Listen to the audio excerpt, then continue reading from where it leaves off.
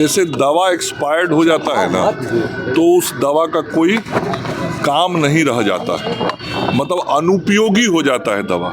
वैसे ही जिस सज्जन का नाम आपने लिया, वो सज्जन राजनीति में अब एक्सपायर्ड दवा की तरह हो गए, अनुपयोगी हो गए, क्योंकि उनको बहुत कम उम्र में ही बिहार की जनता ने देख लिया कि पिता की परछाई से वो बाहर निकल नहीं पाए और पिता की छाया में ही राजनीति करके पिता ने जिन पदचिन्हों को राजनीति में छोड़ा था, मतलब अपराध, गुंडागर्दी, अपराधियों को समर्थन, अपराधियों को संरक्षण, भ्रष्टाचार, परिवारवाद, उसी रास्ते पे वो आगे बढ़े, तो जनता उनको रिजेक्ट कर चुकी है। तो वो एक्सपायर्ड दवा की तरह अनुपयोगी हो गए हैं राजनीति में।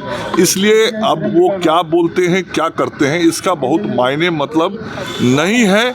बिहार की जनता का बहुत साफ संदेश है लोकसभा चुनाव में, हमें एनडीए पसंद है, हमें नरेंद्र मोदी और नीतीश कुमार जी का नेतृत्व पसंद है।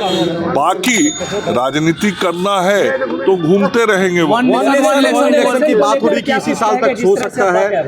देखिए, ये एक बहुत ही गंभीर विषय है और पूरे देश में सभी राजनीतिक दलों के बीच इस पे विचार विमर्श चल रहा है। विचार विमर्श पूर्व में हुआ है, सभी राजनीतिक दलों के सुझाव लिए गए हैं और देश के पूर्व राष्ट्रपति आदरणीय रामनाथ कोविंद जी के अध्यक्षता में एक समिति गठित है।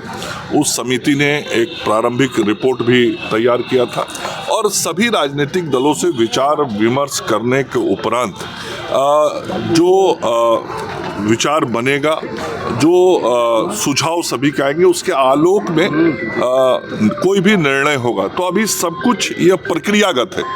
सर, कल पटना में एक बड़ी बैठक हुई थी अल्पसंख्यक समाज की तरफ से। उसमें मुख्य शरीयत इमारत सरिया ने कहा कि अगर थोपा जाएगा वक्फ कानून को तो हम आंदोलन करेंगे। कृषि कानून भी वापस हुआ था और लॉ एंड ऑर्डर खराब हो गया। देखिए, ये जो भाषा आप बोल रहे हैं, मैं सुना नहीं हूँ उनकी बात को, लेकिन जो आप भाषा बोल रहे हैं ये तो ठीक नहीं है किसी के लिए भी।